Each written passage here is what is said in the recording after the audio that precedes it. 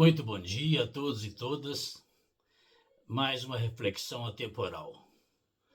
Hoje quero trazer de novo aqui o meu livro, A Produção Social da Consciência Individual, fruto de uma tese de mestrado defendida na Unicamp e que fiquei alguns anos em cima dessa temática e que acho oportuna que a gente possa estar falando sobre a consciência. Muita gente fala, você não tem consciência, é preciso desenvolver a consciência. Então essa palavra é super escutada. Mas, na verdade, poucas pessoas se dedicam a aprofundar como se produz a consciência. Não basta constatar que ela existe, é preciso pensar como ela se produz. E foi sobre essa questão que eu me debrucei anos na Unicamp para tentar fazer uma tese de mestrado que virou esse livrinho, então, Como se produz a consciência. Muita gente pensa que a consciência diz respeito a conhecimento. Estar consciente é estar sabendo de algo, no sentido de conhecimento. Outros, na área mais médica, pensam que consciência e inconsciência é estar acordado ou não estar acordado, inconsciente e consciente. Outros levam para o campo mais moral, para o campo mais moral. Você não tem consciência de estar fazendo isto com aquela pessoa, ou isto ou aquilo, é um sentido moral. Tudo isso é válido, mas o que nós queremos colocar aqui é como se produz esse processo psíquico chamado consciência. Né? Já falei isso aqui, mas repetindo, né? O aparelho psíquico humano está dividido, segundo Freud, os que se seguiram ele, em consciência, em subconsciência ou pré-consciência e o inconsciente. A consciência é que está ligada ao tal de livre-arbítrio, né? Aquela parte que nós administramos na nossa vida por nossa conta. Então, essa parte que nós temos consciência significa ter administração dessa dimensão da nossa psique. O subconsciente ou pré-consciente são os nossos esquecimentos provisórios, nossos atos falhos, que ora temos consciência, ora não temos. E o inconsciente é a camada mais profunda, onde de fato nós temos muita dificuldade de descer a esse porão da mente que eu venho falando, né? Para buscar de lá aquilo que está fazendo com que a gente tenha algumas atitudes que a gente não gostaria de ter e nem de falar. Então, muitas vezes nós falamos coisas e fazemos que não queremos. No entanto, fazemos e queremos. De onde vem essa força? Não é da parte administrável, senão a gente não faria essas coisas, nem diria.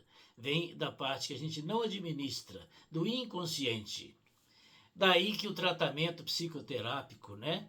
Tratamento com o psicanalista, é uma tentativa de ajudar a descer ao porão da nossa mente, do nosso psique, para buscar de lá aquilo que está fazendo com que a gente faça coisas que não gostamos, diga as coisas que não gostamos e omita outras que gostaríamos de fazer e de dizer. Então, esta tese de mestrado, esse trabalho que fiz, é nesse sentido de ver como se produz, por exemplo, inicialmente, as nossas imagens sensoriais. Imagens sensoriais são imagens do mundo, né? Desde criança, a gente vai aprendendo o que as partes físicas, a conformação física do mundo, seu tamanho, seu peso das coisas, a temperatura das coisas, se elas são elásticas ou não, duras ou moles, coloridas desta ou daquela cor. Isso é as propriedades sensoriais das coisas. Primeira parte bem superficial da nossa consciência é a formação das imagens sensoriais, que a criança desde cedo começa a formar. Depois pegamos que essas imagens sensoriais não vêm assim sem um significado. Vem a linguagem para dizer o nome das coisas, para que serve, quanto custa, os símbolos, os significados, que vem colado com as imagens sensoriais, elas não são soltas. E, finalmente, as coisas têm que ter um sentido para nós, aí vem a dimensão psicológica, né? O sentido que tem para a gente o mundo, as coisas e nós mesmos, né?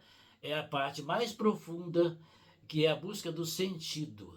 né? Como nós entendemos essas coisas no sentido para nós, como nós experienciamos as coisas que estão à nossa volta e mesmo distantes, né? É preciso chegar ao sentido, junto com as imagens sensoriais, os significados, para formarmos a nossa consciência de mundo, de nós, das pessoas, da sociedade, dos eventos que vão ocorrendo, né? Se nós trabalhamos essas questões, vamos entendendo como se vai formando essa consciência. A consciência de mim mesmo, né? Já o Sócrates falava lá, muito antes de Cristo, conheça-te a ti mesmo. É a tarefa mais difícil. Nós procuramos conhecer os outros, mas conhecemos pouco nós mesmos.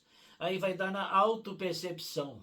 Como nós nos percebemos. Temos dificuldade de dizer como nós nos percebemos.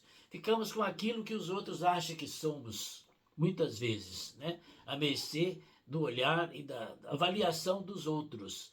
É preciso desenvolver a autopercepção, a consciência de si e também a consciência de classe, né? No sentido mais político, né? Muita gente pertence, por exemplo, à classe trabalhadora, mas tem uma consciência de classe dominante, da classe que é dona dos modos de produção, do empregador. Isso significa para Paulo Freire uma traição de classe, uma incompreensão de onde ele deveria, com quem ele deveria estar se fechando. Então, a consciência de classe, e é isso que nos dias de hoje está muito necessário que a gente pense nisto, é que vai fazer com que a gente tome certas decisões mais acertadas, mais coerente com o nosso pertencimento, né? Nós pertencemos a uma classe e às vezes temos a consciência de outra, porque a classe dominante, os dominantes, eles têm uma facilidade grande, têm nas mãos meios de comunicação e de convencimento que levam a gente a ter uma consciência deles e não da gente. Então é preciso que nós desenvolvamos a nossa consciência de si, de pertencimento, de com quem a gente marcha na história, de que lado a gente fica nas lutas, das contendas que se travam no campo da história. Então, esse livrinho, né, eu procurei escrever nesses anos, e agora virá essa tese em alguns anos, que virou livro, e gostaria de estar trocando ideias com as pessoas sobre o que aqui disse, e aqui resumindo nessa fala rápida, que chama Reflexões Atemporais. Aqui eu não trato de detalhes, né, que poderia ser feito numa conversa mais com quem de fato se dedique a ler esse livrinho. Eu procurei resumir bastante aqui, mas não é fácil resumir sem perder a essência, né? A tese virou um livrinho bem simplesinho, mas que contém aquilo que venho estudando durante esses anos. Eu agradeço a atenção de vocês, como sempre, e gostaria de saber, as pessoas que quiserem esse livro meu, mandem um endereço para mim, né? Que eu tenho o prazer de remeter esse livro. E mais do que vender livros, a gente quer que as pessoas leiam e discutam com a gente essas ideias que eu julgo da maior importância, da maior atualidade nesse momento que o mundo está passando. Muito obrigado e tenhamos um bom dia.